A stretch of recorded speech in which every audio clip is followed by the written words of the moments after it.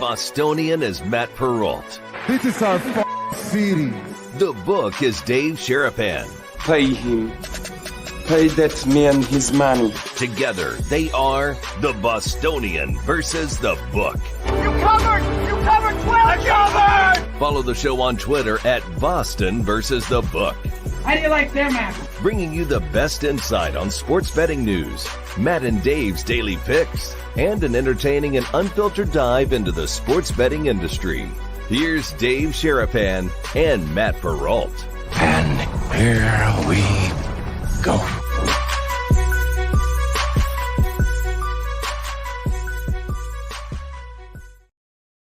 Happy Thursday, Brigade. What is up? And there must be a football game tonight or something because everybody is jacked up for today. It's the Bostonian versus the book. We are live on our YouTube channel and our Twitter account at Boston versus the book, replayed on Sports Grid TV and Sirius XM channel 159. He is Dave Sharapan. I am Matt Perrault. The Brigade's here. You guys are loaded up. Thank you for being here early and every single day, guys. As it's football season, Dave. It's NFL football season today. Chiefs and the Ravens. How are you? Are you excited? We got pregame shows, all sorts of crazy stuff to do after BVB today, but football is back. Are you not going to mention BYU and SMU? No. Are you forgetting about that? I did not. To be honest with you, you just told me. I didn't know they were playing tonight. I thought it was Friday night. Duke and Northwestern kicks off at 6 o'clock Pacific, 9 o'clock Eastern. You forgot about that? This other thing has really totally dominated this? We've got so many people playing the proxy service game tonight that I'm going like, I've not looked at college football lines for a second today. Really? Yeah. This is all NFL. Oh, all NFL. Everything going on. okay. All football all the time. All right. That's fine. That's good. Not even on the rundown. Not even on the rundown for college football, which is rare for me. Yeah, very surprising. But somehow, like, these other things make the rundown that I'm really starting to question everything about this show, you, me, the relationship we have with the Brigade. I don't even know if we're allowed to put this graphic up on the thing. Yes, we are. Of course we are. What's worse? Eating poop or getting stung in the testicles by a scorpion? Which is worse? Because a guy is real mad. He's real mad. What the Now, hell? that's not the scorpion that stung him, luckily, because I don't think that guy would have actually survived. It was one of the translucent clear ones that got him. But a 62-year-old man is now suing. We talked about this when it happened, but now he is suing the Venetian for this, claiming that it has ruined his sex life. He can't perform.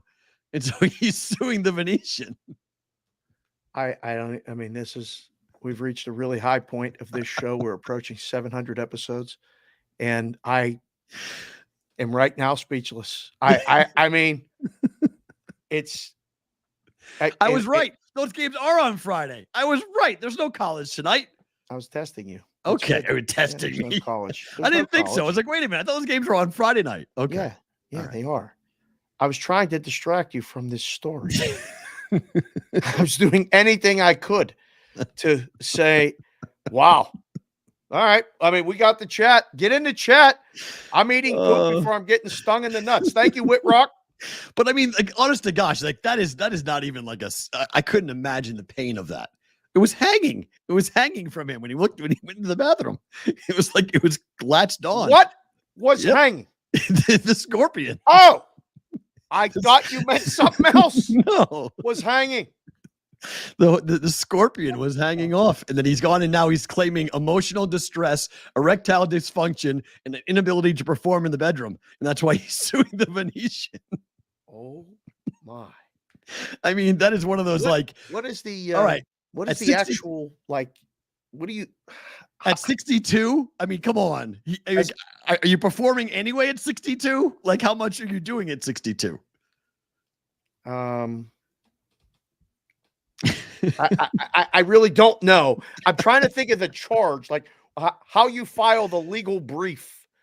We're suing the Venetian for damages due to a Emotional sting. Emotional distress. Oh, emotional distress. Oh, Erectile okay. dysfunction. Wow. Seriously. And he's claiming his wife has a legal term for not in the mood. There's some legal term for not being in the mood. There's a legal term for that. I guess I'd never heard of it before. I was like, what? I was like, well, I don't legal know. term for this. There's a legal term for this. We have Yeah. any lawyers? If you're any lawyers, I got a ton of lawyers follow me on the loss Twitter. of consortium is what it's called. Really? Yes, his wife has a loss of consortium, which is not. She's not in the mood. Wow. He's suing the Venetian for that. Is that their fault? I don't know, because a lot of men might be lining up to sue casinos if they can actually prove that. I was going to say that's going to open up. That's going to open up Pandora's box for a lot of people. I don't think that that's a good idea. That's not the blue chew. That is definitely not. Good job, Corbin. You got me there with that one. You got me there.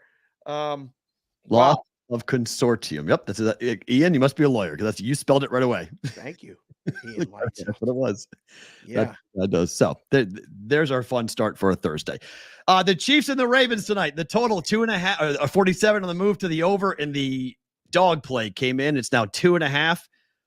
Dave, everyone likes the Chiefs tonight. Not Do you? everybody.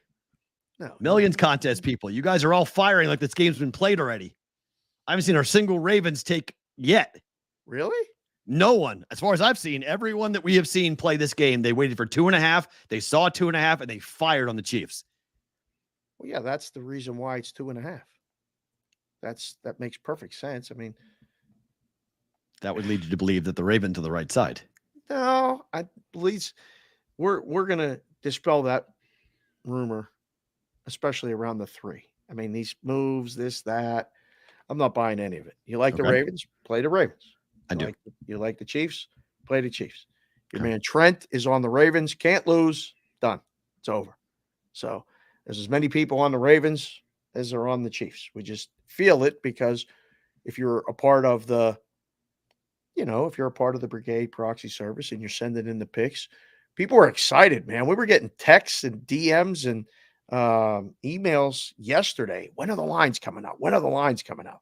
There they are, right there, every single week at 10 o'clock Pacific, which is 7 o'clock in the morning in Hawaii, where we have customers. Mm-hmm. It's 1 o'clock p.m. Eastern, where we have customers. We have customers in every time zone, by the way. That's pretty cool. So, yeah, 2.5. See, I'm glad that they did that, P-Roll, because Why? I didn't want to see 3 in the first week. When you do these contests, you really try to avoid the key numbers, and they did a good job. There is 1-3 though. Did you see it? There is 1-3. The pushes lead to. I was surprised that the Chargers is 3. Solid number, but the rest are 3.5s. It's good. 2.5s, yes. That's the only one. Good luck with that. I don't know. I have no idea what the right side is. You have no idea. You have no opinion. I really don't. No opinion. Really? No. Not even a lean? Back into a corner. No. I mean, I would play the Chiefs if I had to play the game. Okay. But I'm not. So okay, guys, let's talk about this. Circa, if you are a Brigade proxy service member, Circa is not going to send you anything. We're going to send you it.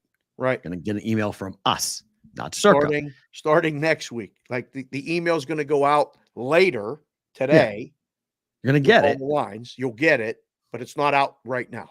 So if you want to use the game, you can go and use the game. Circa puts the lines out in the morning on Thursday.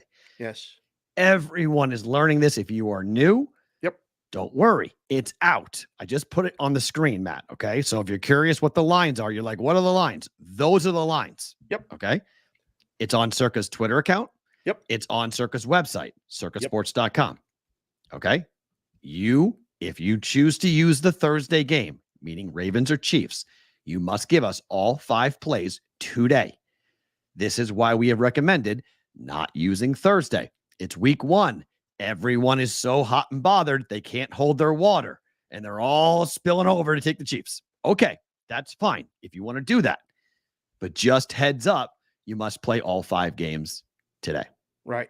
Must play all 5 games. You have to put in 5 games. There's only one game today. Just be careful how you say it because people take everything we say literally. You have to give us 5 plays, which would be 1 game today and 4 on Sunday. Yes.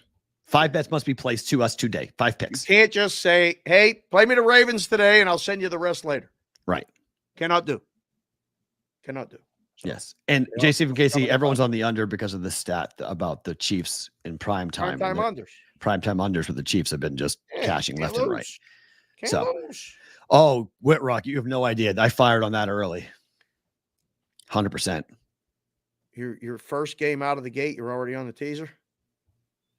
Boy, you've been waiting a long time. Let me ask you this. Do you think this game goes over 53 points tonight? I wouldn't like that. No. Come on. There's no way. Under. So you tease up to 53, take the under, take +3, +9. I told you, Ravens money line. I think the Ravens win the game outright. So I'm taking 9, taking +3, under 53, all this. Ooh. What normal Thursday deadline for you guys? What's the normal submit picks? Normal Thursday deadline to submit picks for us is 3:00 Pacific, 6:00 Eastern. King of Car Seats is in the Central Time Zone, so that would be 5:00. Ideally, if you have it earlier, send it, and then it gets put in with the admin. Everything's good. Ideally, do not wait until 3:00 if you don't have to. But the absolute time where we know we're going to get them in is 3:00 Pacific, 6:00 Eastern. JC, it's going up. Opened at 46.5, up to 47. Yeah. So it's been slight. It's been cemented at 47, but it's going up. No, People are playing. It's 46.5 in 5 places. Oh, so it's down now. Okay, it was 47 this morning painted. Yeah. So now it's down to 46.5. Yeah. Okay, so that's the opening number. So it's back to the opener. Yeah. At 46.5. The stats are the following. Lamar Jackson's 1-4 against Mahomes. That should be Mahomes, not my hats. Sorry. My hats. Let's call them that from now on. that on Mahomes. Still feel like I got stung in the nuts. On Mahomes. He's 1-4, including last year's loss in the AFC title game. That was the last time the Ravens played a game that mattered. Everyone's playing the revenge angle. I'm not playing the revenge angle. So I'm playing the who is available angle for the Chiefs because their wideouts are questionable because they don't have them. Hollywood Brown's not playing. They have a rookie 2nd-round pick left tackle that the Chiefs are going to go after. And this is the stat I do like. Lamar Jackson is 12-0-1 ATS as a dog in the regular season. He's very good when you give him points in the regular season. Yeah. He's a talented guy, in him coming out here after an MVP season, but not ending in the Super Bowl. This is the time to step forward, and Derrick Henry might be one of those guys. What do you make of Derrick Henry with the Ravens? If not just tonight, going forward. Yeah, I can't wait to see it. We'll see what he has left in the tank. Everybody that's talking about this is like, boy, he's 30. He's, automatically going to slow down. We've seen it happen so many times with running backs. Yep. When they hit that magic number and just kind of age very quickly on the field. So, but I don't think they're going to use him much, though. Right. I think he's going to be a 10 to 15 carry back per game, which would be the reason for his season total yardage being just at 1,000. Right. Like a lot of people that I talked to about that in the space is like, why is it only 1,000? Well, because they might use him. He might get 50 yards. I mean, if you look at the numbers last year for what the rate in the game last year in the AFC title game, and I know Henry didn't play in it for the Ravens, but the Ravens didn't give the ball to the running backs at all. That was one of the big criticisms of them. They didn't run the football. They ran with Lamar, but they didn't run it with the running backs. They tried to throw the ball a lot more on that secondary for the Chiefs, and it didn't really work. They only scored 10 points. So will they be able to run the ball tonight? Will they look to establish the run tonight? I think they will do it with Lamar. I don't know how much they're going to do it with Derrick Henry or Justice Hill. So I think you're going to see a lot of interesting discovery tonight about the game planning for how they would approach this Chiefs defense, which obviously is still very, very good. So running the ball is something that people criticized the Ravens for not doing last year in the playoffs. Let's see if they do it here tonight with Henry and company. But like I mentioned, you've got no Hollywood Brown and a 2nd-round pick rookie as a left tackle who won the job out of camp protecting Patrick Mahomes. Right. The Ravens are going at that kid tonight. For sure. They're going to test him big time tonight. I think there's a lot of questions on both sides with the offensive line. There's a lot of people. I mean, we got them in here in the chat talking about the offensive line of the Ravens. I think you're hearing it within circles. And I don't know, maybe bet the sacks number over. That might be a way to attack it. Period. Total sacks in a game. Oh, yeah. 4 or 4.5. Probably. Possible. Yeah, that's one way you're going at it. I think if you look at the way the Ravens play, though, like protecting Lamar, okay. I mean, Lamar's one of the greatest quarterbacks running the ball in history. So, like, I'm okay with the O-line being somewhat questionable with Lamar Jackson. Right. He can get out of it. He can turn chicken bleep to chicken salad all the time. So, and in game 1, he's fully healthy as we go forward. Jimmy Football, Xavier Worthy is a question mark. I'm sorry. He's a true rookie coming out here. Okay. Like he may be fine in week 8, week 9. This is tonight. He's got to play right now. I don't know. And Mahomes is a phenomenal runner. There's no debating on that. He picks up first downs like crazy. His rushing number is 4.5. I might bet under that just because I don't think they want him running the football. Like, you don't want Mahomes getting hurt. Like, as I told you, I've already felt like the derailing of the season could very well happen because he has not suffered an injury really at all. And he's entering the part of his career where he's going to be injury prone. He's getting older, not going to be as durable. Butch just sent a text. He's at 3. He's leaving this game at 3. Smart. Just going to sit there with it. And I don't know. Said a lot of 46s and a halves popping up. Deuces, Butchie. See you working. Keep working. Handle's going to be gigantic on this game. Gigantic. It's like the NFL has figured it out with a primetime game to open the season on a Thursday with everybody watching. Baseball really took a backseat, like day games only, no college football. It's going to be a monster. Props, all this other stuff. Yeah, it's going to be wild. What does tomorrow look like? So normally it's Thursday, Sunday. You have the opener. We have a dead day, college football, and then we get to Sunday. So the NFL has said, well, you know what we're going to do? We're not going to let that dead day just sit there. We're going to give you a game in Brazil, in Sao Paulo, which, by the way, our friend down south, thank you for the email. We appreciate you. No worries. We get it. We understand. Entirely get it. Right. We're good. I couldn't talk Portuguese either. You want to put me on a telling show and talk Portuguese? Yeah. I didn't even think of that. Nor did I. But he writes so well. He writes so well with English. I thought that was just like he made I thought he was an expat personally. I thought he was somebody who was just down there from America and he's living down there. So he's from down there. So, let's see what happens with that. So I'll be very curious. This is going to be a lot of fun. But tomorrow, if the handle is huge on Thursday, I wonder if it even grows to Friday, and Friday's even bigger than Thursday, just because people aren't used to having a Friday night NFL football game to fire on. It's going to be it's Packers Eagles. Right. I was going to say it's another big game, primetime game, public teams. It's not, and again, not besmirching anybody here, but it's not Vikings. It's not Jacksonville. This is monster game. Yeah. So I think it'll be another single standalone, props all over the place, like all kinds of things. Oh, yeah, you need Peacock to watch it. That's right. Yeah, that'll be fun. Thank you for that. I forgot about that you have to have that another streaming service. It's the one I don't want. I don't know why I'm so hesitant to download Peacock, but it's just the one I don't know. I don't know why. Something I just don't want it. There's nothing on there that I want. Like Amazon has other things I want to watch. Netflix has other things that I want to watch. There's nothing on Peacock that I want to watch, at least not yet. Man, I just got a text from a group of guys watching us right now in California. Gio DeWap organized a big watch along at the bar there. I think it's Hennessy's. I'm not positive, but they just finished playing pickleball, and they're all like, put this on. They got us on the screens at the bar. This is great. It's after 12, guys. It's football season, baby. Bottoms up. Let's go. Let's go. It's afternoon. You guys can crack it open. Let's roll. Yeah. For those of you who said you wanted a all football show, sorry, can't happen. Baseball portion of the show for today, because last night the Cubs no hit the Pirates. 3 pitchers combined to do it. Stuff today. The Cubs pulled Imanaga after 7 innings and 95 pitches. Yes. Dave, this is the second game this season. This has to be a first where the same 2 teams played in the same venue where two different starting pitchers were pulled with no hitters.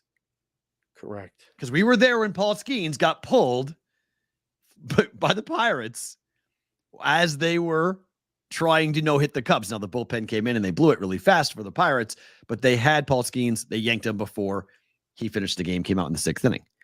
Imanaga goes 7, and they pull him out. It's the first no-hitter by the Cubs team at Wrigley since 1972, which is actually hard to even imagine. It's been that long since the Cubs no-hit somebody in their own home ballpark. Right. But what do you make of combined no-hitters?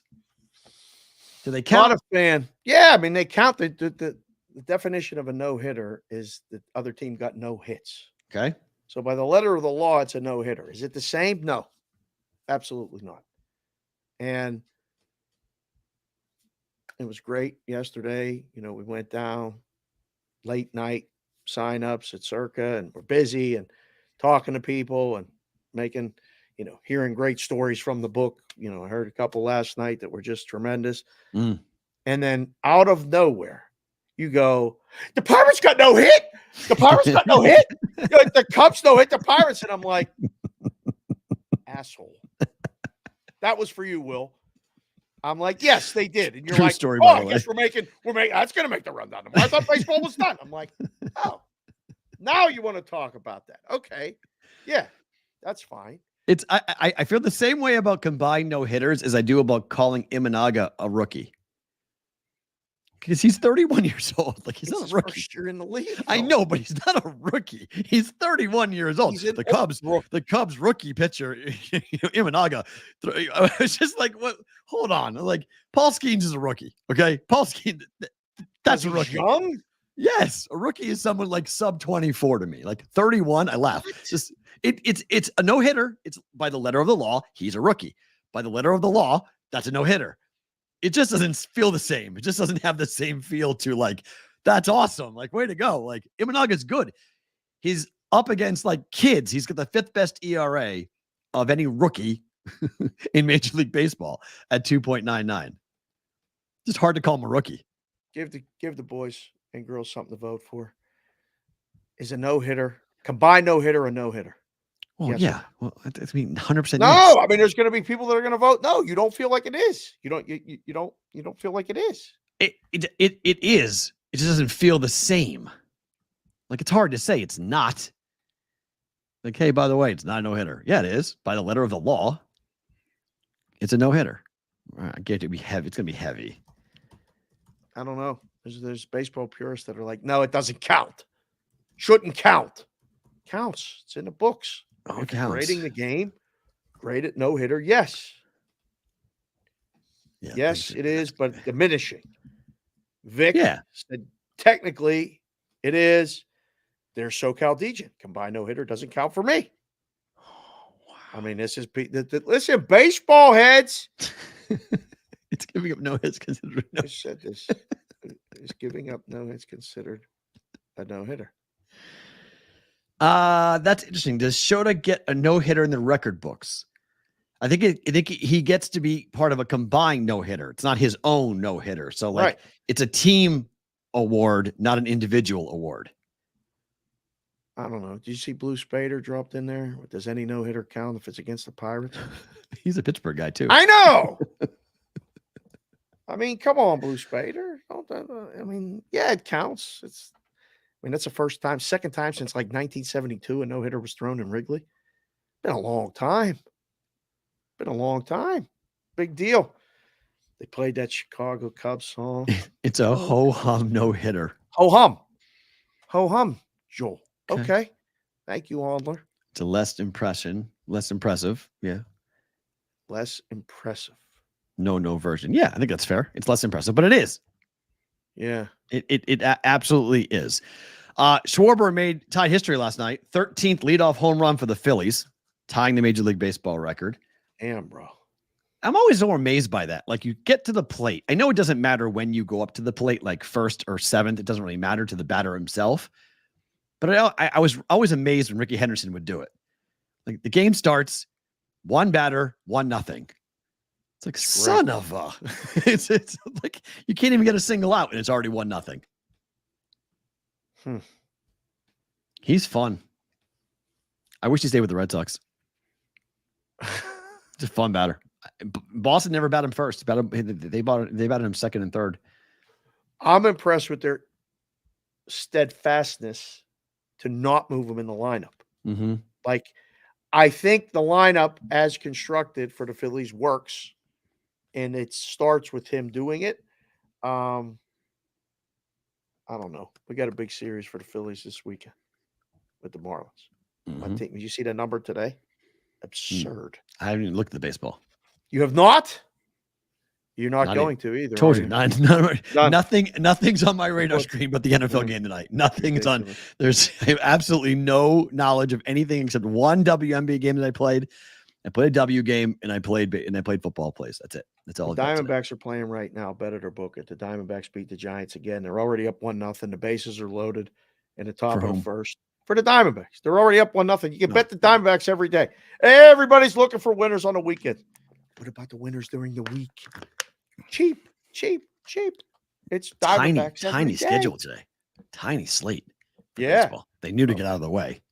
Yeah. Phillies, Marlins later. Rockies, Braves. That's Phillies are minus 240. The Braves, minus 300. Hello. Rangers, Angels. Snooze fest, 5 o'clock. D-backs were dogs today. Who was pitching? Snell? Yeah. Oh, wow. They were dogs. Yeah. Okay. Good luck. Padres walked it off last night. Tatis, second game back, gets the game-winning hit. They're now 4.5 games back of the Dodgers. That's a fun team. I think the country's going to learn a lot about the Padres in the postseason. You know, with Tatis back in that lineup, if he can come back to 80% of form, you know, if he can finally stay healthy and be healthy throughout the entire postseason, that lineup's pretty dangerous, is it not? Oh, talking about it for a month, not just here on the show, but on every show that I do that the Padres, if Darvish is Darvish, right there with anybody. Now, Darvish came back yesterday and was not Darvish. Yeah. So, Tatis, obviously, adding a guy like him to the lineup is tremendous. So, yes, I'm getting text right now about this, about the game tonight. Yes, you can. I love the interactiveness with people right now. We might have to do the show at 6 a.m. on Thursdays. Right. And get it out of the way so we're available for the rest of the stuff. But it's not a crazy point. We're working the times of the show. Mondays and Wednesdays is going to be a little bit earlier. Tuesdays, normal time. Thursdays, after today. We'll see. It might be early. And then Roll Call Friday might be a Roll Call Friday marathon show. Right. Every 3-hour show. I don't know how long that's going to be. It's starting to feel like it. Yeah. Your bonus time might be an hour. Yeah, we're going to try to get a whole extra hour out of us. We're setting a record tomorrow. I have a feeling that tomorrow, with the Eagles and the Packers having a game, our first official Roll Call Friday of the NFL season, the guests we have lined up for college football discussions. There's a couple big games that are partial. We're going to Iowa and Nebraska tomorrow, guys. So we're going to have a big Iowa and Nebraska for the games tomorrow, for Iowa, Iowa State, and for Nebraska, Colorado. Yes. It's going to be fun. Yeah. I feel like I'm back in Iowa again, in Des Moines, in Omaha. It's going to be fun. Looking forward to it. What happened in the Orioles yesterday? That kicked me in the groin. That was not nice. Ooh. Snapped their 12-game losing streak. They beat the Orioles 8-1. Game goes over again by a half a run. 9-0 day before, 8-1. White Sox yesterday. 8.5. Good number. Over both times, though. White Sox won a game. That's that's the breaking news of all of this. They won a game. I can't believe this made the rundown. This making the rundown more or less surprising than a guy getting stung in the testicles by a scorpion. That's still more surprising than that, but I mean, it's a win, right? It was. Wait, don't get this. Don't let the Sox get hot. Don't let him get hot, ATL Kush. You're right. Rigged. It was rigged. What are you talking about, Butchie? Butchie's cranky. Oh, he's working today. He's back. White Sox money line was a good call. It was a good call, Jason. It was never a question. That's right. They went up early and never did it. So that concludes the baseball portion of the show. So there you go. We're off. Caitlin Clark, second career triple-double, second in the WNBA.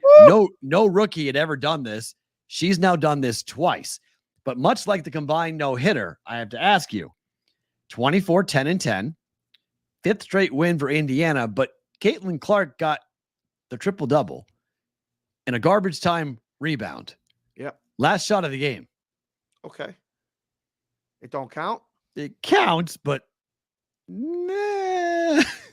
What you mean? Did they allow it to happen? Did they let her get the rebound? I wasn't watching. Yeah, it was interesting. It's interesting, but it they're in the was- playoffs. They won 5 in a row. That number was wrong from the get-go. 12.5 was ridiculously too high. Never came close to covering. So got that easily. That was the only, but I won last night. Talked to a guy last night. I don't know if you guys know him, but Doug Kazarian is a WNBA guy. He loves it, guru, all this other stuff. We were talking. Thinks it's more wide open this year than it ever has been. Because Aces aren't looking like they're going to be that formidable. He literally said the Liberty are the best team. Fair.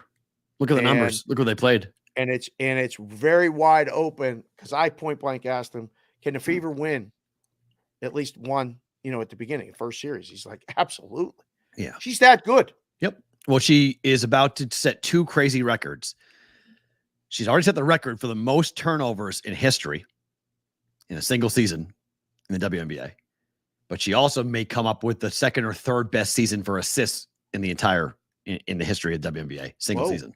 Whoa. So triple-double. No rookie had ever done it. She's got 2 this season. She has the most assists, the most turnovers of anybody in the WNBA, but she may come up with an all-time number for assists. Wow. Okay. So you're in, Pierre. You guys have playoff basketball. See, Pierre, that's good. That's You guys good. got playoff. Dave's Daily Picks is doing a lot of WNBA content. Follow him. Dave's Daily Picks. He just came in and said the Fever will play Minnesota and get beat easily. Wow. All right. We're talking about Iowa.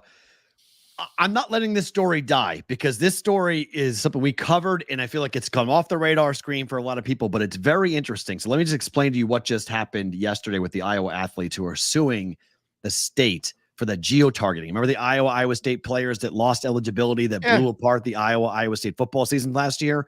So they have amended their lawsuit, and they're asking a judge to not throw the case out because the attorney general has come up and said, well, wait a minute. These kids were using an account that wasn't theirs. So there is no right to privacy when you're using an account that's not yours. And 2, you had to voluntarily opt in to a geo-targeting app to know where you were to use the application, which then eliminates your ability to claim that you should be left alone. And there is no thought of privacy.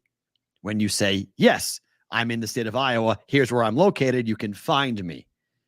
So the attorney general in the state of Iowa has said, throw the whole case out, throw that lawsuit out. These kids there's nothing here. So they've amended it now and they've removed the state and they're basically just suing the 2 guys that are in charge of going into this unconstitutional investigation where they pulled the geo-targeting data from 2 separate places on campus, targeting the football programs for Iowa and Iowa State. So this is interesting to see what happens. If this gets thrown out, we're dead. We're done. Moving on. There's no more story here. It is interesting to think about that if you say yes, when you are asked, are you in the state of Iowa? And you claim, yes, I'm in the state of Iowa, that you are then giving up your right to privacy. Because what else am I giving up from? If I'm just giving up my privacy for my location, am I giving up all my privacy? Like, can you all the data? Can you put something on the app that records every keystroke that I've got on my phone? Well, yeah, right. I don't know. I don't know. It's a weird deal. So we're not going to let that go. But did the sportsbooks report these kids due to their location? Yes and no. Right? They did the geo-target around the football complex, football building, and they saw them on their going ahead and doing this. Right. So kind of, they were not using a VPN. But so if I use a VPN and say I'm in Iowa, does that take away my privacy? I don't know. It's a great question because according to it's app based, not VPN based. Right.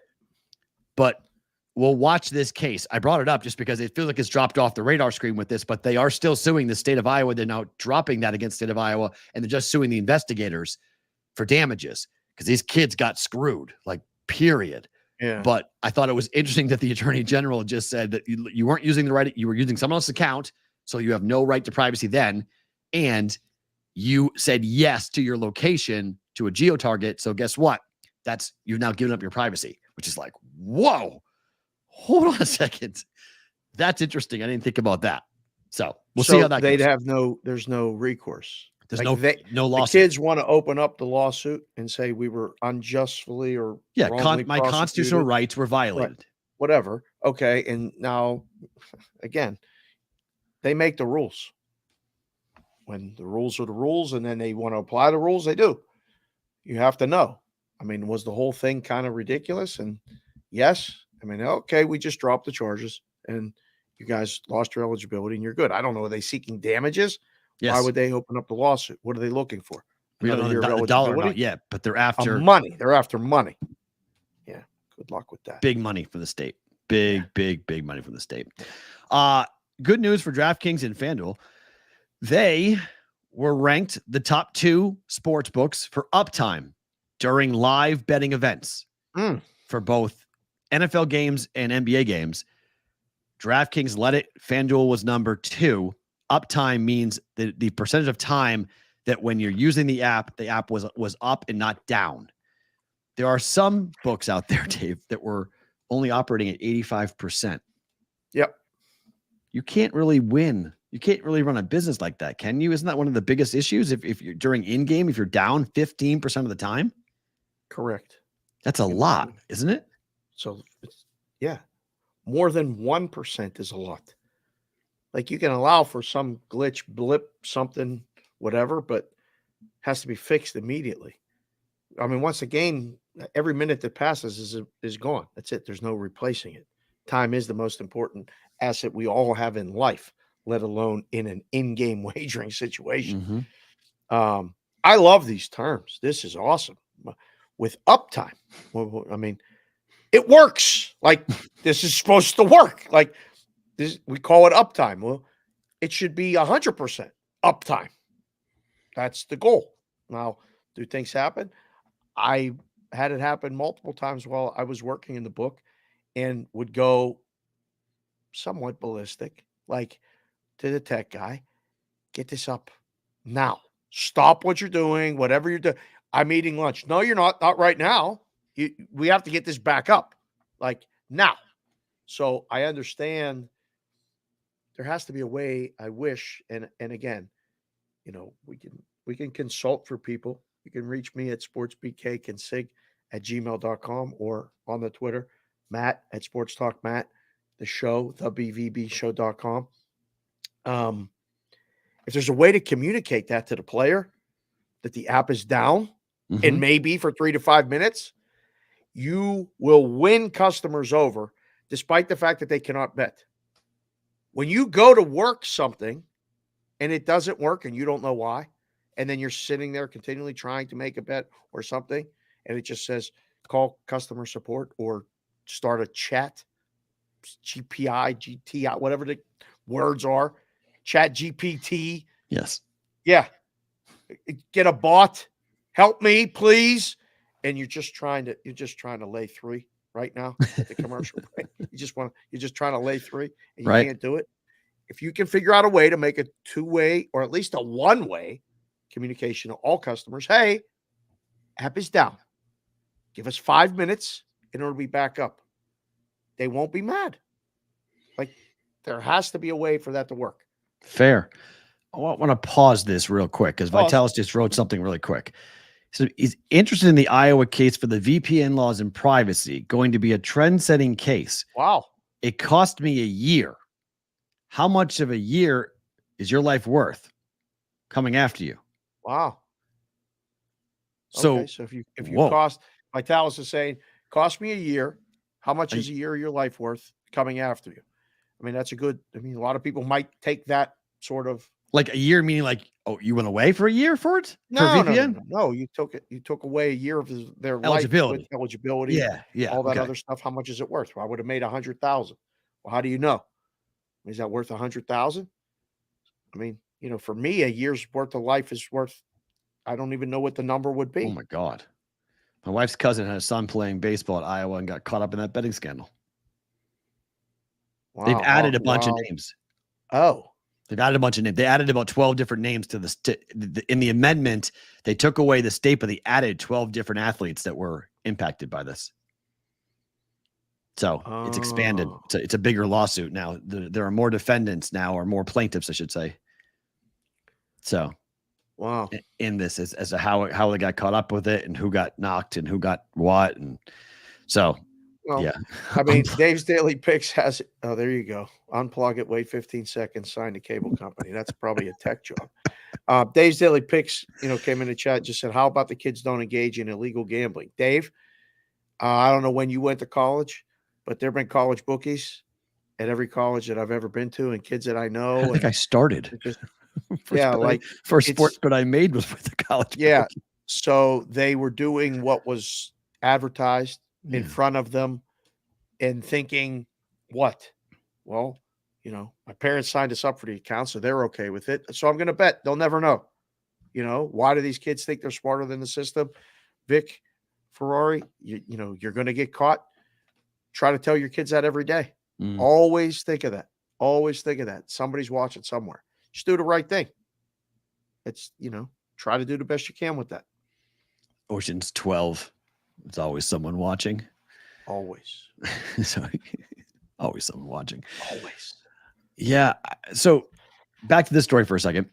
The American Gaming Association has reported what this Bettor Metrics has found. This is a new company called Bettor Metrics. So how do they spell better?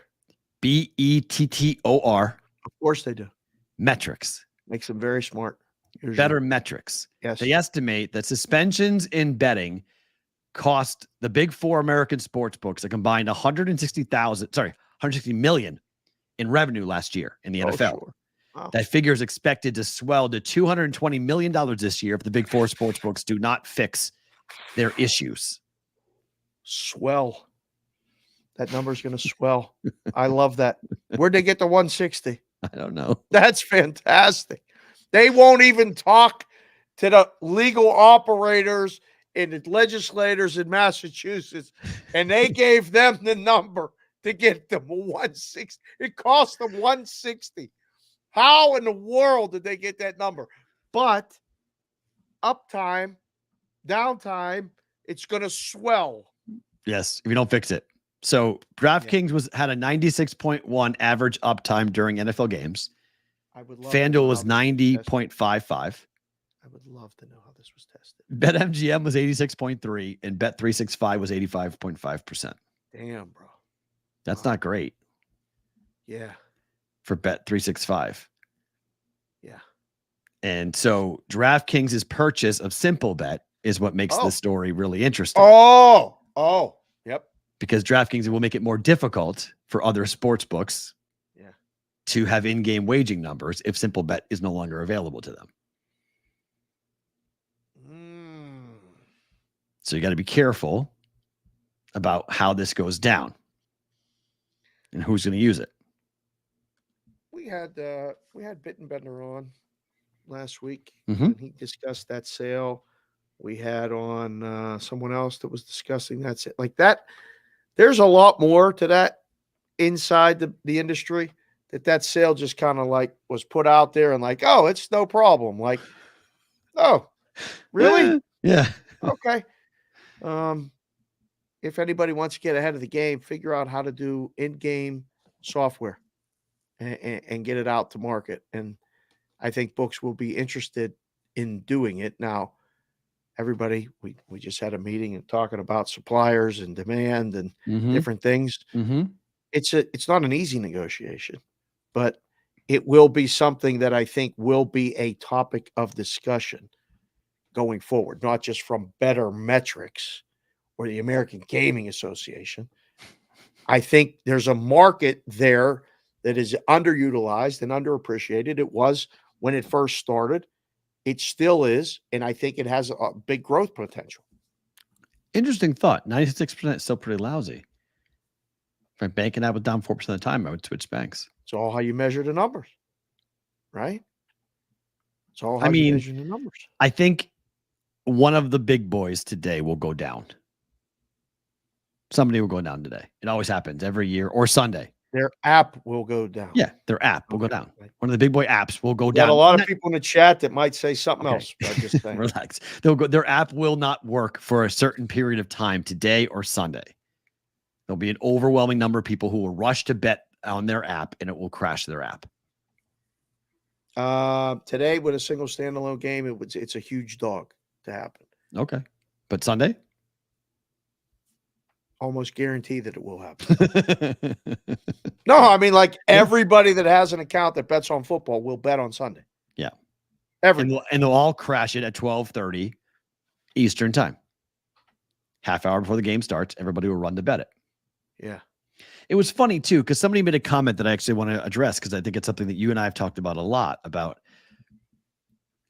So on my other podcast, I was giving out football plays for Saturday last night and on Tuesday. And the person said, why in the hell are you betting football games on Tuesday and Wednesday that we played on Saturday? And I thought, wow, that's a really interesting look into the way people think. Like the average American gambler still thinks that you bet the game an hour and a half before the game starts. Like that's the time to bet it. 80% of the money comes in that time. It's so the education of the average American gambler. At what point do you think that people start to realize that you're betting into the sharpest of numbers when you do that, and you're essentially running into a picket fence with the spokes pointed at you? They don't care. They don't care. No. Will they ever care? No. Oh. Yeah, I mean, I mean, I don't know if we could put that on a T-shirt, Butchie, but can't fix stupid. But that's what he said. Butchie said that. I know you've been taking bets for so long, so I'm just curious. Like, have you seen a change over the years? No. And I know that's where your CLV can comes in, and like the tweet that you put out every Saturday and Sunday about games that, you know, numbers don't matter and they matter, but like people all bet it down and then it falls on the other side. It's just interesting to me because now that I've been doing it long enough as I have, which is not really all that long, but people are still asking very basic questions. So They've like been asking the same questions for 20 years. So if the number opened up, this was in relation to the Nebraska game. So Nebraska opened up against Colorado at 57.5. Yep. So I bet 59 because I thought like it's going to go to 60 or 61. Right. So I was like, I want to get ahead of this before it goes over 60. I don't like it over 60. I like it under 60. I want it 59. So I took it at 59. It's like, why are you betting this game? It's on Saturday. It's Tuesday. Right. Why are you betting this? Because the number is going to move. I don't want the number to move. I want to get in front of the line movement. I want to be on that number. I want to be under 60, not over 60. And it's, I wonder, like, if you stop to ask somebody like in life, like, hey, I watch people line up to save 10 to 20 cents on a gallon of gas at Costco and waste 2 hours of their time to save $5-6 to fill their car up. So you're price sensitive about certain things. Of course. So when will the general public understand price sensitivity for sports gambling? I don't think they will. I don't think they care. Yeah, you got to tie up your money for 5 days. You'd rather just wait.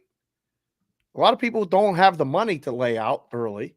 You know, they want to bet the games today. Yeah, but then it goes back to bankroll management, right? So if you're talking about if you have $100 bankroll, you're betting $3 to $5 on every game.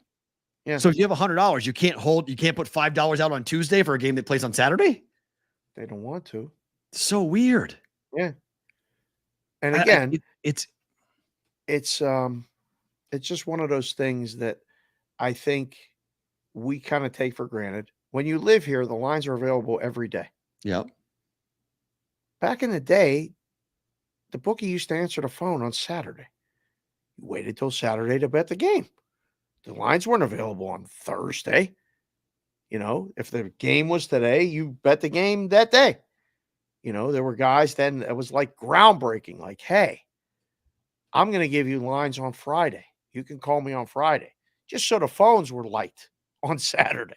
You know, hey, you getting a line? And they started to get people to call them with numbers and different things like that. But it took a lot of effort. So it takes effort to bet it early, and it takes discipline, and it takes the knowledge that sometimes you will beat the number and sometimes the number will beat you. But 80% of the money that's bet on a game is bet 2 hours before or up to game time. Will that Every ever single week. change? No. No. Why would it? Limits are biggest. The books, full limits today in a lot of places, for the weekend. They wait until Thursday. So there's no advantage in betting. You can't bet what you want to bet limit-wise, but for the regular guy, you're not betting limit plays. Right. So, yeah, if you think a number is going to move, you bet it. It gives you flexibility. We talk about it in game. If you go over 59 and the game closes 63, you can do things with that pregame.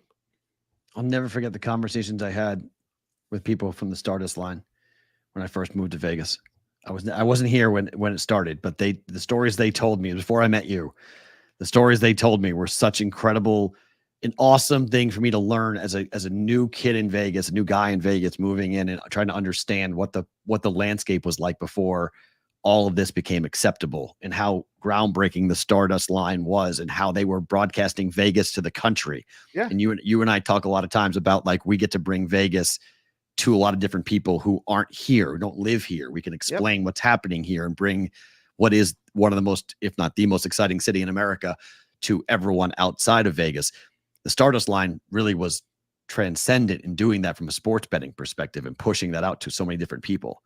And there was always a big question about, wait, can you do this? Is it legal? Are you allowed to talk about lines? Are you allowed to broadcast this across state lines? And they just did an incredible thing of, like, showing the content the way that there was an appetite for it. The people wanted to talk about it, learn about it, hear about it, and hear about people's bets and plays. I think it's weird because I used to listen to it and I would go, oh man, this is great. Like, these guys are talking about all the things that I want to listen to, but also that I'm talking about. And I think in a weird way, we're kind of doing the same thing where, we're talking about Vegas. We're talking about what it's like to live in Vegas, talking about what it's like to raise a family in Vegas, and, what goes on for real and a lot of things, and, the books and all that life. This is one of those things that I don't know if there needs to be a change or an education process. People are going to do what they want to do anyway. So you can tell them bet the lines early. They don't want to. They're not going to. Yeah, but I kind of equate it to like credit card fees in some ways. Like, there's different credit cards you can get that will have. When credit cards first started, nobody was looking for points. No one's looking for credit cards for travel. No one's looking for credit cards. Like, there's different avenues that you want it. You're going to use it. It's not really great for you to use credit cards, but people are going to use it for different purposes and find different reasons to use it. If you're going to bet, the more you bet, I think the more you try to discover how to be successful at it and learn, okay, maybe this is a better way of doing it versus jumping into a Shark Tank. Maybe go into a tank full of goldfish early in the week, and you may have a better chance of coming out alive. I think it's just managing the money is the most important thing. If you're going to do this, you got to learn that numbers are important. And who is that? JR33212, Johnny Parley said, speaking of the Stardust book, RIP to Nate Wolfson, who passed away Friday at 98 years old. Wow.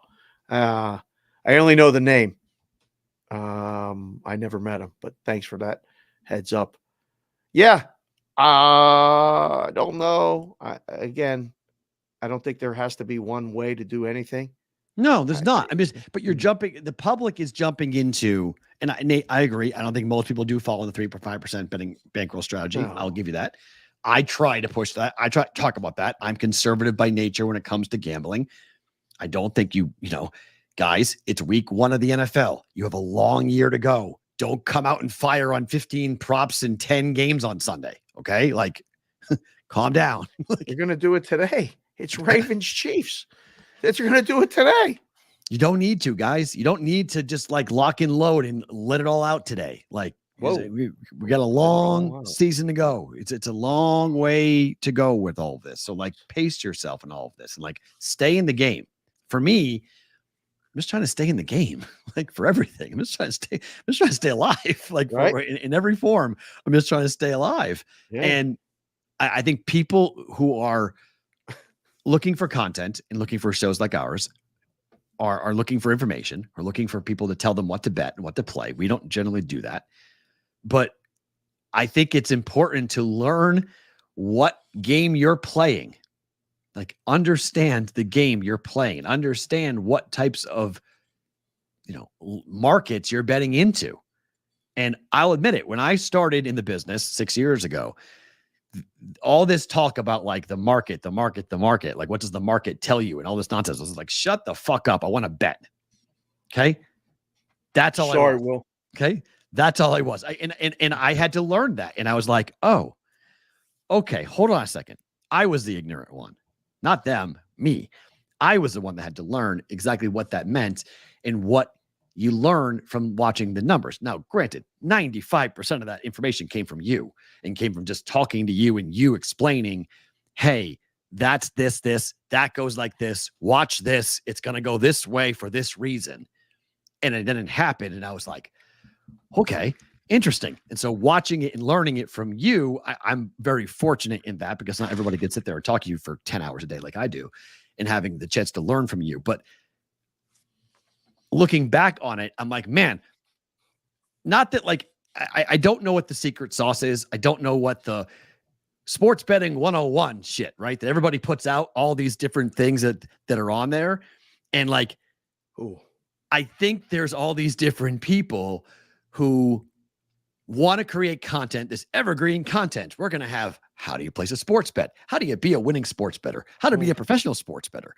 How to win at sports gambling? Like all this nonsense that's out there. That's all these like evergreen content stuff that you watch it and you're like, you missed like 90% of all of this. Like you gave me a sliver. I'm supposed to take this and be a winning sports bettor because of a 5-minute video that I watched.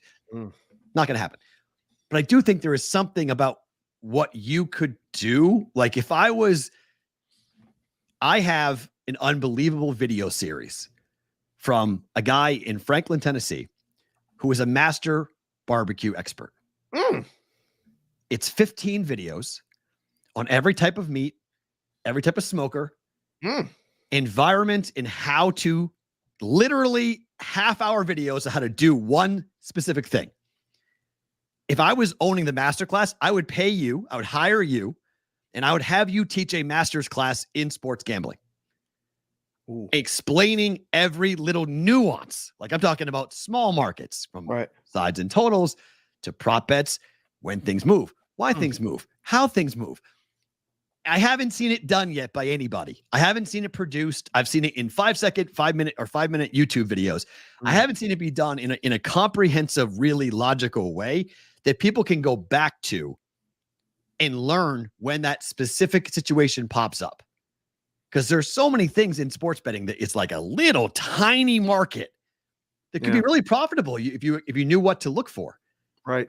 If you had the decoder, like remember those decoder things we used to have as kids that were all like red film, and you put it over the top of the thing and then that thing would show up. Oh my God. Yeah. I remember those. Yeah. So if you could teach a sports bettor how to look at the board through your eyes and to have that little red film and put it over the top and go, oh, well, that might be why that's happening, or that's what that move might mean. Look, you win one more bet a week. We've talked about this. You win one more bet a week. Helps. At the end of the year, you've had a totally different year. Yeah. Without a doubt. Yeah. I mean, that's what I would do. I mean, I would have the guys who were doing the VSiN, the Survivor show, just put you on as explain this thing to people. You could be the host. I mean, at some point we might get to that. We've had discussions about going back down south and seeing where it all started. And then I would have to wear these glasses. Thank you, Adam Pyatt. He has to wear these glasses for his first lecture to set the tone. Brandon S., I've learned a lot from just watching the show. That's good. Changed the way I bet. So not trying to change it, just trying to show you that there are things that are there. BVB betting school, that would be wild. We could do that. But there's the ability to know that you don't know everything and the ability to learn as it's going is very important to this, because there are people out there that are saying some stuff that's just like, and today's the first day of the NFL season, and it is all over the place. And I mean, I did 2 radio hits this morning, Wager Talk today. I was on a bunch of different shows, and it was like, who do you like? I said, the number's like a Rembrandt. It's a 3. Like, at 3, I don't like nothing. It's perfect. The number's perfect. And what do you mean? You have to like something? No, you don't. You really don't. That's the ability to know that you don't have to like something is growth. Fair. And then the ability to know when you're getting taken advantage of with numbers, like, I mean, part of the truth serum that's spoken on the show is those same game parlays are caca.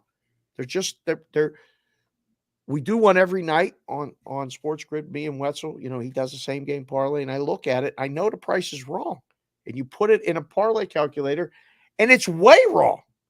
Well, I mean, you're still going to do that. People are still going to smoke when they know smoking's bad for them. Right. Still going to do the same game parlays. Just want you to know that there are ramifications of, consequences for your actions. So know you're getting screwed when you're getting screwed. I mean, if I had all the answers, anyone that I know had all the answers, they'd just be betting and trying to clean somebody's clock and take all their money. You get caught sometimes too. So yeah, and I agree with this. I mean, this is something that I've been saying forever. The book, one of the best lessons I ever learned in sports betting is that you don't have to bet every game or any game. The books have to put a number up. We don't have to take it. You just walk away. Yeah. You don't have to do it. Sorry, but you were telling all the secrets, but it's, it is what it is. And it's what it is. We're telling all the secrets, just how it is. Yeah. I think that there's a lot of people who get into trouble because they think this is a way.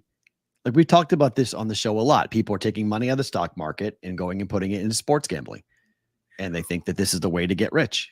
This is the way to that people are I'm going to make you tons of money. I mean, go ahead and fire, keep on keeping on. And look, there are some people who do really, really well, but you have described their life enough times here to tell me that I don't want that life. I don't want an isolated life. I don't want a life that's joyless. I don't want a life where I'm staring at boards and numbers and not even enjoying the game, not even enjoying sports, just grinding and grinding and grinding in the dark by myself. And then poking my head up once in a while and being like, oh, okay, yeah, and go back down. That's not fun for me. I mean, that's not what, that doesn't sound like something I want to be doing. It's brutal. And, to be really good at it, that's that level of commitment that you have to do. I mean, everyone can be a professional. Again, my line is, where do you go to get that license? You go, my famous thing. It's going to be my favorite thing I've ever put on the screen. Brandon Rincon said, this show makes me feel like I'm in an Italian mob and I'm the new guy. You two are Uncle Tony teaching me the industry and how things work. Listen, welcome, Brandon. Marone. Yeah, it's again, it's just one of those things. We're comfortable talking about it because one, we talk so much, period. Yeah. But this life, this crazy life that I lived, that I got into this, and I literally got on a plane at 26 and said, yeah, I'm going to go to live in the Caribbean and you're going to learn. And I was around some very, very people that were good at this, also around a lot of schmucks, and learned that it was one of those ones where I seen books go broke too. Well, I've seen people go broke. Mm-hmm. People want to book the games and go broke. Mm-hmm. So the business has shown itself to be, I don't want to say the Wizard of Oz behind the curtain, but it's a lot of BS too. So you don't do that. But you said it a million times. The idea when sports gambling, and you were told this to your face sometimes, but the idea that sports gambling was supposed to be a standalone property, a standalone business, was never the purpose of sports gambling. It wasn't supposed to be the business model. It was supposed to have been the front porch in a lot of ways. Like sport teams were never the front of a college. Your sports teams were the front porch. Get people to come in. The sports book was a way of getting people to come in. Yep. And then they go from the book to the restaurant, from the book to the pit, from the book to a show. They want to get them in. So like there's different ways of getting different people in. They put stores, all sorts of high-end shops. Why? Because your wife or girlfriend might want to go there and shop there. How fun would that be? Hey, let's put a sports book up to get the guys to come in and watch big, huge screens and beers and wings and all this fun stuff. Girls with no clothes on. Like, come on in. That's all great. Let's get them all in. So wait, there's books with girls with no clothes on? Well, basically half no clothes on. You watch Twitter. You watch Twitter these days. It's basically that's what the industry now is. Holy crap! So I mean, sorry, we don't have the assets that they do, but I mean, never gonna have them either. Today it's you know, if you want to be someone in this business now, I guess that we have to have. But I watch it and I'm like, so, and this is not calling out DraftKings or FanDuel, but like this is why DraftKings or FanDuel are thinking about doing things that are so different, because the casino was always the main moneymaker. Yeah, the casino still is. The casino was there. Yeah, and that's what it all is supposed to be. Your book is supposed to be just something that you spend 10% of your time in. Not the only thing. That's supposed to be the only thing. And so if you're left alone and all you have is that, that's tough. Well, I mean, that's the way I learned the business. We didn't have nothing. We were in an office answering phones, taking bets. You had to learn how to make money. You had to be good at it. You had to be really good at it. And then when you were getting beat or losing, you had to figure out why. And I think the model that was thrown to legislators and opened up here in the United States was a model that was preached by people that weren't really interested in that. It's like, look, we'll get them in. We already have this huge database, market to people, splash commercials, pay spokespersons ridiculous amounts of money. We'll bury the marketing costs within the other stuff. They'll never know. We'll report the handle numbers that are crazy. As long as they get their taxes, they won't care. Until you raise the taxes, then they will care. I mean, it just kind of summed up the last 6 years of what went on, and kind of watching it and going, what the hell is happening right now? So now we're at a point where I think there's books like Sport Trade that are opening up in new states while the rest of these places are running away.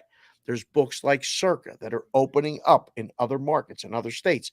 I think it's going to settle where the books that are interested in the business of taking and making bets for people are going to win out on a smaller scale. There's still going to be Burger King and McDonald's. And those are going to be around the longest. But like, okay, let's take Penn National for a second. And I don't, Alex Kane tweeted this out, so I don't think I'm calling him out for doing this because he put it out publicly. And I thought it was perfect what he did. You guys know who I'm talking about, but I'll let her rename nameless. There's a ESPN sports betting expert, okay, who went and gave out 3 plays on social. She's representing ESPN Bet.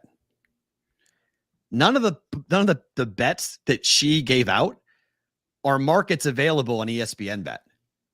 Ooh. See, I would have actually checked that before you did the video. Like if you were in so that means you're not, so either you're betting at a different property, okay? You're betting at a different property. So you're not betting at where you're supposed to be. I don't know if you're allowed to bet at ESPN Bet. You might not be able to, but then you should probably make that pretty clear that, hey, who I work for, these markets aren't available. So we're not, ESPN Bet's not offering these markets, but a different book is. So if your idea is, this is why the ESPN and ESPN Bet model together is really problematic. Because if your job as an analyst, as a sports betting analyst, your job is to shop for the best bet, the best number, right? Tell your audience, find the best bet and the best number. Well, if the person paying you, the person you're representing, doesn't have that market available, you're driving that business that the eyeballs are on you, you're driving it somebody else to a different book. And Alex Kane is right to bring it up. He just said, not hating on the picks, but upon quick glance, it doesn't appear that any of these markets are available at ESPN Bet. So we know that from being in the business. What do you think the guy or girl that goes, oh, I like this video, I'm going to go place these bets. Yeah. And they open up the app and they go, where is it? Where are these plays that you're telling me to go and do? I can't find this. Wonder Wonder why they said to do these bets. Like, I like that. Now I can't find it. I'm never going to do this betting thing again. Like, Fair. right? Like that's It's a frustration. Yeah. It's yeah. I mean, you get one chance at a first impression. You said tell people that all the time. The app has to work. Now, this would be something that I would think somebody would have said, "Hey, what are you putting out today?" Well, don't put that out because we don't have that. Oh, well, that's what I'm putting out. That's what I like. Yeah. Okay. Alex says, There's no rhyme or reason. I mean, Stephen A's doing prize pick videos. right. Like, what, he works for ESPN, right? You're like, what are we doing? Like he says, Alex wrote, for example, there is no first quarter rushing or receiving markets, nor are there unders available to bet on most players on ESPN Bet. But she's telling her audience to go and do this. I'm reading the tweets from Alex Kane, Butchie. These are Alex Kane, Alex_Kane 07, right? 47, sorry. A_Kane 47. Alex Kane from Sport Trade, the guy who joins us every Wednesday. His tweets. He's tweeting this out. And so, like, he's just asking questions. I think because Sport Trade, we talked about it yesterday with Alex about the fact that they are growing and going into markets where the rest of the industry is retracting. They're seeing an opportunity to grow and fill the void being left by these markets, by these companies that are leaving the market, Phoenix and whatnot. Right. So it's just fascinating to me as we head towards football season and we hit this. This is our go time. Okay. This is our busy season. This is when everything hits. The next 18, 20 weeks, it is pedal to the metal, ball to the wall. Everyone, this, the books are trying to make their year in the next 4 months and just take down everything in Q3, Q4. But the education of the public, I feel is such a lacking thing at the moment as to like, how do you teach these people about what they're supposed to do? Because so many of these shows are paid and bought for. And this is why you don't see same game parlays on this show. And you're never going to see same game parlays on this show. We're not going to take it. You come to us and say, Matt and Dave, I want to pay you guys to do same game parlay. Thanks. Keep your money. We're good. We don't want it. I'm not interested. Yeah, just not interested. And again, that's fine. There's different things that people will be interested. Not everybody has to like our show. Not everybody has to watch our show. Not everybody has to take a stance like that with same game parlays. I mean, some people are going to give same game parlays because they're going to pay people handsomely to do it. Oh God, she why did she even do this? Oh my God, thank you, CW. She went at Alex. Just like what are you doing? What are you doing? Oh boy. Oh, great. Okay. She's saying she was representing herself. I was only representing myself. That's it. Well, isn't that a conflict in itself? 100%. Like that's the hard part, right? When you can't do that. Yes, you can't. You work for a book company that has a book. I think it puts those people in very precarious positions. It's funny too, because like I really, if I talked to her, I would ask her, did you like all the research stuff that comes out of ESPN, all their full database, all those producers, all the people that give you all the stats? Did you use them to make your picks, or was it all on you? Because you're using, I'm assuming you're using the data that's available to you, because I know everyone who works for ESPN gets a thick stack of things every single week to go through for data. So ESPN Bet and ESPN are tied together. If you're getting ESPN data, that's ESPN Bet data. Now you're going to come back and say, it's not my responsibility. You bet where you want. I tell you what I'm doing. I'm just telling you what I'm betting. It's me as a individual, not me representing the company. Come on, man. That's ridiculous. Doesn't make any sense. It's going to get very, very murky. Very, very murky, because ESPN Bet has a job to integrate all of their stuff. I mean, I'm watching right now. Let me pause this so I give it its just due. There's an ESPN Bet on NFL Live. Yeah, of course. It's a 3-game, same game parlay. Yep. Anthony Richardson, over under total yards. Over Stephon Sunday. Diggs, over under 5 receptions. And Joe Mixon, over under 60 rushing yards. And Mina's giving it out. Right. Mina's giving it out? Oh, God. Yeah. What are you doing? Well, they're integrating the ESPN Bet into the content. I know, but if you haven't been giving out gambling advice, or you haven't been betting before, then what are you doing? Why are you making people who aren't comfortable with gambling, making them bet? Because everybody's comfortable with gambling, Matt. Anybody can do it. Anybody can be, sure. Do it. That's what they'll tell you. Like, that's what they've told me. They tell everybody that. I'm not hating on anybody that does it, but I know I would be very cautious of taking gambling advice. I've used this line before. I wouldn't bet on something tomorrow that God gave me today. And that's serious. Like, if he told me that the Eagles were going to win tomorrow, now I've had dreams and everybody's had a dream bet. We're like, oh, I had a dream. You know, the old MLK play. I had a dream. It was the Eagles tomorrow. If you told me that is the only person, and it ain't even a person in some people's minds, but that God said, Dave, Eagles win tomorrow. I'd be like, man, are you sure? Because I like Green Bay. I don't know. You know, like you have to be able to question everything. Right. With all the gambling experts out there and all the people that they're professional bettors, it's a lot of BS. Caution. Just get ready for a long football season. Woo!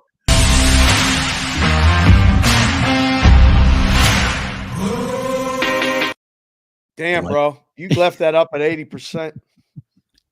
You got everybody there. Yes, Woo! I did. Oh, I gotta remember to turn it down. I'll turn this down. Actually, you know what? No, actually, no. It was at 50%. I didn't touch it. That was not at 50%. Yes, I'll show you that 50%. That's all it was. Wow. 50% playing on the Brigade Proxy NFL Pro Football Story of the Day. Guys, 702-570-8255. To be frank with you guys, I almost prefer you guys just use the email for right now and just leave this for the text line to let us use that for other business. Don't text us today. You ain't for other an answer today. Yeah, for other business. Okay. Yeah. Like for other business. Later tonight.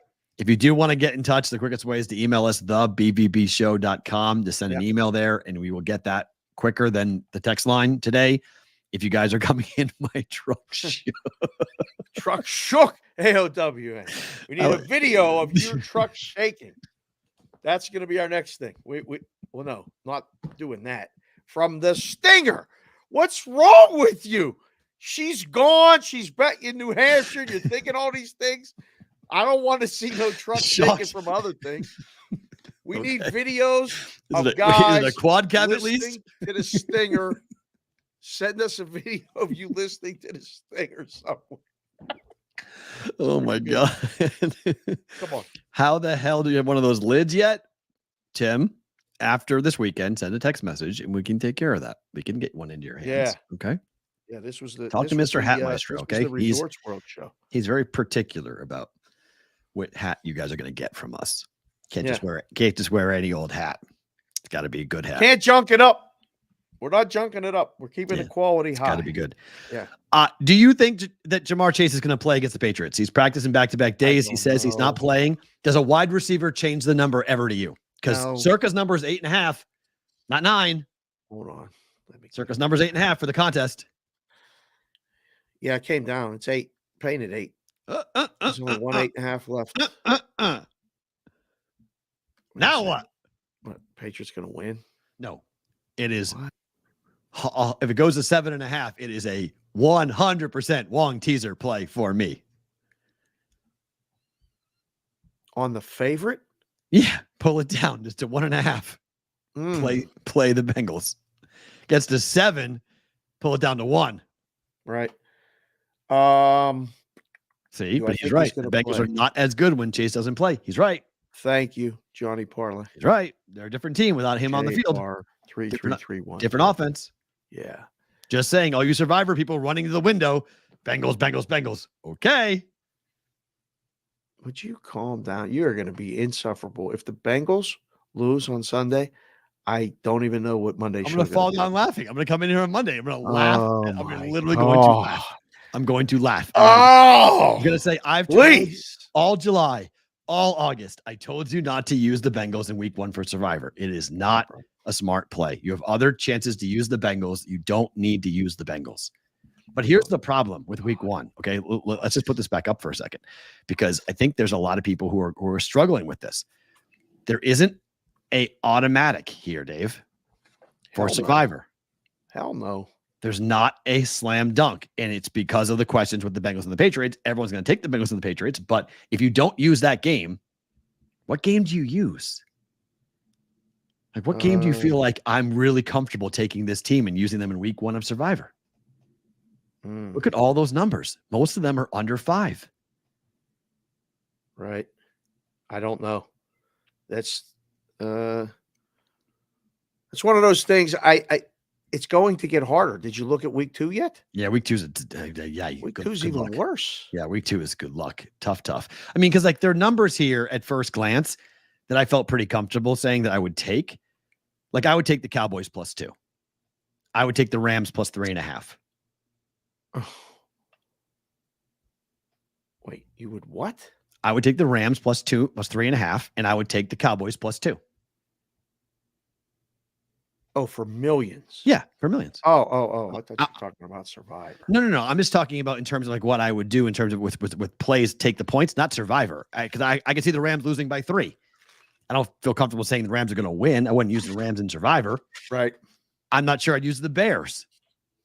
Bears are going to be one of the top consensus Survivor picks. Saints against the Panthers. Saints are going to be one of the top consensus picks for Survivor. Man, I don't know. You try to get cute in week 1 and you take the Saints to save the Bengals, and the Saints lose, and the Bengals win by 30. You're pretty sick. I like the Seahawks the most. Wow. That's another one that I think a lot of people will gravitate towards. That'll be the second most selected. D Stout with a super chat for a 10 spot said, "This is no joke. I was literally in the shower getting ready for my haircut appointment with my AirPod in. Oh, and you hit the stinger. Ouch.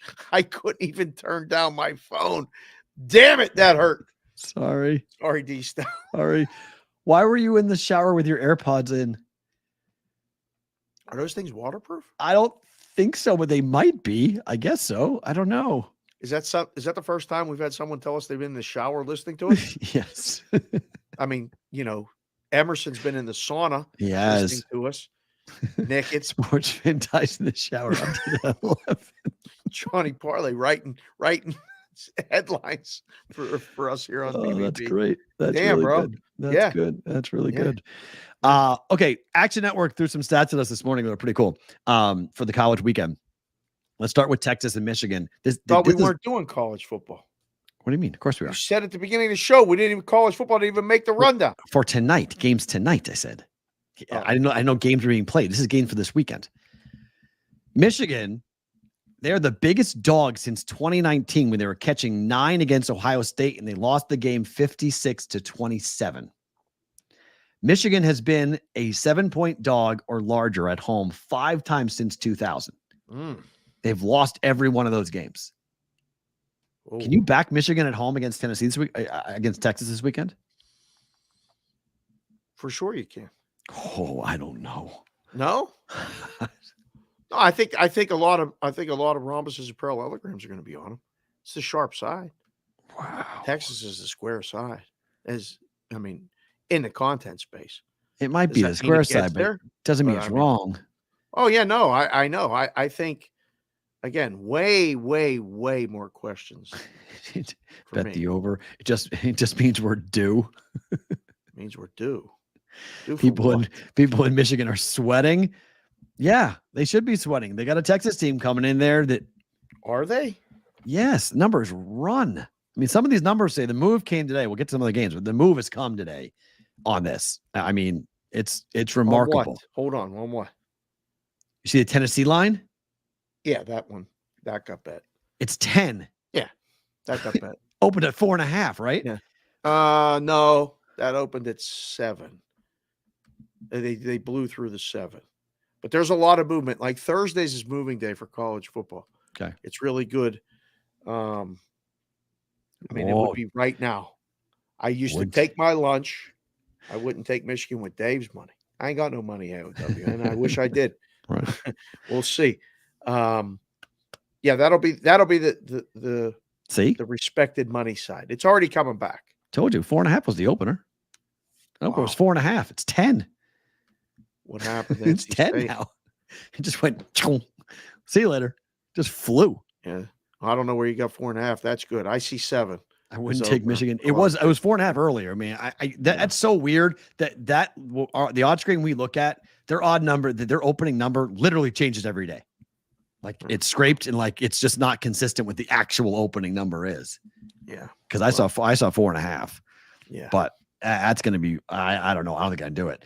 As a dog, Coach Prime at Colorado is 1-7 straight up with the one win coming in this first ever game at home against TCU. They caught him in that game too, right? They caught him. Ain't nobody catching them now. They ain't catching nobody now. And they're 7.5-point dogs at Nebraska. Yeah. Yeah. I mean, I think the Huskers might absolutely blow the doors off them.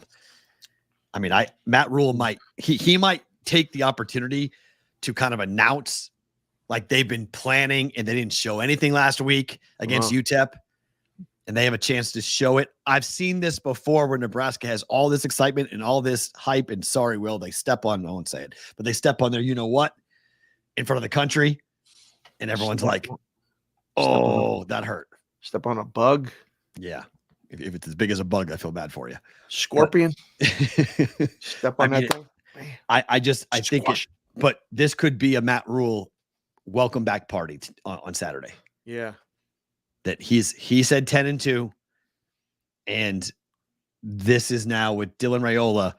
I can't believe the Patrick Mahomes stuff. We got to stop it, guys. Like, please stop this Patrick Mahomes. The kid's played one game in college. Can you let the kid at least, deal with it? Give the football guys that are here, and then tomorrow, I mean, we'll have Nebraska talk, we'll have Iowa State talk, we'll have all that, but give them something to vote on because the combined no-hitter, surprisingly, 57% of you said yes, 43% of you said no. A combined no-hitter is not a no-hitter. So I thought more people would say, that it is not. I mean, that's pretty good. Colorado +7, Nebraska -7. Who you got?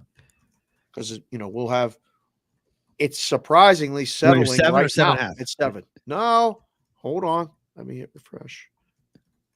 Use 7. Okay. Use 7. Because I think this will be a tremendous handle game. Okay, JC McCasey, you're not exactly in the same category. You're calling your quarterback the greatest of all time. Welcome to my world, dude. Okay. You want Nebraska fans to stop saying Mahomes? You guys stop saying that Mahomes is better than Brady. How about that? Just for record keeping purposes, you will never put in the numbers if we have a book because you put Colorado +7, Nebraska +7. Oh, sorry. I'm Everybody's trying to do 5 7. things at once. I understand. You understand the difference. Nebraska -7. Sorry. Nebraska is -7 for you wise guys that want to go in there and take both sides and try to get a 7-point middle. Good number, football guy. There you go, football guy. The hook scares me. I'm not going to lie, but I hate buying numbers in college. So don't do it. I know. I just it bothers me. Yeah. For you, Penn State since 2020, 19-6 against the spread under James Franklin. That's the best for any team in college football, with a minimum of 10 games. As the head coach of Penn State, James Franklin is 41-26-2 against the number. That's pretty good. It's pretty good for the alumni. Since 2013, the guy's been pretty damn profitable. Yep. Do you lay 36.5 against what? Bowling Green, right, this weekend? Yeah, Bowling Green. Let's see. Do you lay the 36.5? Well, it went from an opening number of below 35 to 35 right now. So okay. 35 got played. Do I lay it? No, I watched this game. In fact, I don't even know if I'm going to watch this game. There's other games on it at 9 o'clock. Fair. That I think we'll keep an eye on. And no, CBW, Georgia Tech, Syracuse is not one of them. Although that is going to be an interesting game, and I will keep an eye on it. That's not the game I'm going to be focused on at 9 o'clock. Texas, Michigan is going to have our full undivided attention. Big game. Yes. Josh Heupel at Tennessee. He's coached for 6 years in college, 2 schools. Yep. He's 41-17-2 in the first half of those 2 schools. That's pretty good. 41-17-2 against the number in the first half. He is 22-7-1 ATS in the first half away from home at Central Florida and Tennessee. There's your play. 6.5 point favorites. Because the number ran to 10, so it's 6.5 in the first half. So it's under a touchdown in the first half. So you don't have to play the whole game because you might get backdoored. Okay. And so you don't really want to have that happen. I just looked out at the chat and said, CBW said that wasn't nice. LOL. It was just having fun. That's all right. We'd love you. As good as Alabama first half was for the last few years, we're going to have to keep an eye on this Tennessee thing. This is good. That's a good nugget. See, I like learning stuff too. I never would have guessed that. Why do you think that is? Why are they such a? I think Heupel's a really good coach when he can script plays. When he can script plays, that's a huge thing. Yeah, he goes in. He's got 25 plays. They practice. They score. They were up 42-0, I think it was last week against Chattanooga. So they're 1-0 so far this season. Yeah, at home in the first half, and NC State didn't look great. I mean, to be quite honest, NC State almost lost to Western Carolina, so I'm not sure you really can jump up and down and go, okay, I want to jump in with North Carolina or lay it. 10 is a lot. That's you missed the best number by a ways. So rather than get involved in missing a market that you could have been involved with early, you can go ahead and take the first half. So guys are saying in the chat he likes to run it up. Is that a thing? It is. He has been. Yeah, okay. It's not unusual for him to do that, but first half he's better. He's better first half. He's a cash cow in the first half. If you want to look at plays coming up this weekend, that number could go to 7. I don't like it over 7. 6.5. I like it. It's 10 to give you an idea what the books are shading it towards. They know too. They know that stat, and so they're shading that to make you pay a premium to get involved with that if you want to get involved with it.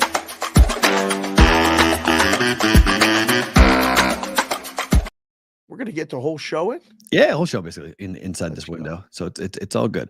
Better to book it time for us. Ravens +3. Got it early in the week. I'll say book it because I'm leaning Kansas City. But again, I don't feel strongly about it. You could have the right side here. You think they win the game? I think they win the game. I do. I think Lamar, I think this defense, I think the lack of, Hollywood Brown not being there. I think you have an inexperienced offensive line, left tackle for the Chiefs that I think the Ravens are going to key in on. I think this Ravens team's got something to prove here. And I think I'm not playing the revenge angle, but I do think that in the regular season, when you doubt Lamar Jackson, this is when he really rises up. And this is the reigning MVP. And last year, similar situation. Lions went to Arrowhead. Lions won the game outright. A lot of distractions happen. Taylor Swift's going to be there tonight. There's going to be a whole lot of hoopla. All right, you got the ring ceremony. You got all these different things dropping. So just in case I'm wrong, I got to do it. It's first game. I wouldn't expect anything less from you. I wouldn't expect anything less from you. So yes, the BVB, is this a Wonger? No, because it's not close enough to kick off to be a Wong teaser. And Wong teaser is 2 games, not same game. This is my same game teaser special. This is my obsession with same game teasers. Right out of the gate, game 1. Ravens +9, under 53. Boys and girls in the chat, type your pick tonight with a score in the chat right now. Oh, that's tough. Thursday. Ravens 2017. Chiefs 27-23. Mine probably very simple. 24-20. KC for that, and then 2 numbers. That would be this final score of the game. I'm just curious. Not holding you to anything. Have fun with it. Just fire something in there and put it up. I like the game under. How football guy? +9, 2 public. Ravens aren't the public. Ravens are not the public side. Just FYI, public side's not the Ravens. Both. I don't know who the public side is. Chiefs are the public side. You want them to be. Book it or bet it. Teaser. I don't know. This really. Wow. I don't think the under beats you. I think no. High score. This probably wins. This is probably a bet. 27-24. That seems really high. This is probably a bet. All right. Here's your favorite props. I'll give you 2 tonight. Okay. Justin Watson over 16.5 receiving yards. There's no Hollywood Brown. Okay. Okay. Rasheed Rice, Travis Kelce. Watson basically is your number 1 and number 2 wideout. Kelsey's one. Why is it only 16.5 yards? Because he's not really that well known. Is he going to be on the field every play? Not every play, but he's going to be on the field a lot. Without Hollywood Brown on the field, he's going to be on the field a lot. Yeah. Just seems light. One catch for him could knock this over. I'll say book it. Okay. I don't know why it's only 16.5. That's suspicious. Sus, like the kids like to say. Okay. And then Justice Hill under 16.5 rushing yards. Ravens don't use their running backs against the Chiefs, and you've got Derrick Henry. They're going to vulture a lot of Justice Hill's carries. Not going to use use third him. down back type guy. No, he's a power back type guy. Oh boy, He used to be their shirt yardage back. all right, I'll say bet this one then, based on that. Watson's the new MVS. See, I'll be right back. I have to run Okay. downstairs for 1 second. go ahead. Yeah, Watson's the new MVS. So we got 5 minutes to go on that. So, and then we have one more play that Dave. But just to go while Dave runs downstairs, what's Worthy's prop line? See, I can't bet Xavier Worthy. I can't bet that guy because it's too early in the season to bet on a rookie. I don't know what he's going to do. I mean, and I don't hate that, John Sarrett, 28-20. So I lose the +3, but I win the teaser. So that's why, because that's very possible that could be a similar score. But remember, these two teams just played. It was 17-10. I would be careful with this Kelsey and Henry, the boosts. I'm assuming you guys have heard my rant on boosts before, but I don't like boosts. I think far more often than not, the books, I don't want to say they're leading you off a cliff, but just far often than not, they have an understanding of what they're trying to accomplish and trying to drive handle. And so they know what you want to bet. So since they know what you want to bet, they give you a boost on it to then make sure you bet it. So it's just, I don't trust any of those boosts and handles. And I don't like it when they give you a anytime touchdown boost. It's not like they're going to lose a lot of money on it, okay? Because they limit to $50 or whatever they're going to do, because they know if you win, you're just going to roll it right back in anyway. But I don't trust it. I don't trust those numbers. I don't trust the pre-populated same game parlays they offer to you guys. The odds aren't right and the price is wrong. It's a marketing deal. Butchie said it. It's a marketing ploy. It's just a marketing deal. They get him in there. They know the price. It's not always the best price.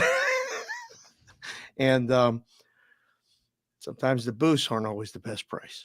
So just be aware of them. That's all. Finally, over 165.5, Washington and Phoenix. WNBA today.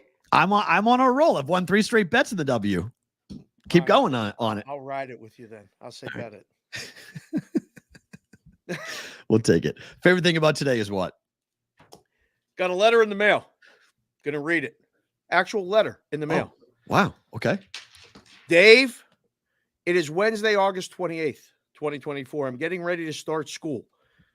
As I was organizing and going through my stuff, I found the letter you wrote me that came with my BVB hat.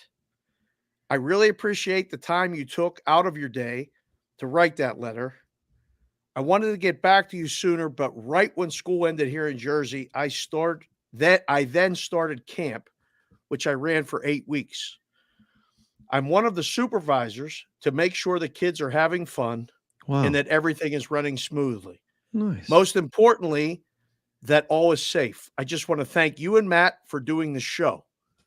I know it is not easy and it's a grind, but you are definitely making a difference in people's lives. Whoa. Not only by educating us on the sports betting platform, but on the daily life struggles that people go through each and every day. I've been taking your advice to be a better listener and taking Matt's advice to enjoy each day and stop rushing life and worrying about things that we have no control over. At the age of 54, I wake up every morning and I'm thankful for my wife, son, family, and health. May this be a great year. Side note, definitely shoot me a text next time you're coming to see your girls in Jersey and we will meet up and shoot the shit. Always forward, never straight. Thanks again. I will not disclose the name because he didn't give me permission to read the letter. Phenomenal. But why are we doing the show? Amen to that. First day of football. Tremendous. Yeah. That's why we're doing the show. Tremendous. Favorite thing about today. I have 2 quick ones for favorite thing about today. The first is welcome back the red balloon. Nebraska has brought back the red balloon. The cheesiest, most weirdly wholesome 1960s-esque championship celebration ever. They're bringing back the red balloon. So the problem was, the reason why they got rid of it is because Nebraska couldn't score. The idea is you hold a red balloon, they score a touchdown, you let the balloon go, and you kiss your girlfriend. Okay, so that's the red balloon tradition. Okay, so you buy a red balloon, like your daughter, your kid, or your wife, and you're holding the red balloon. Touchdown, red balloon, let it go.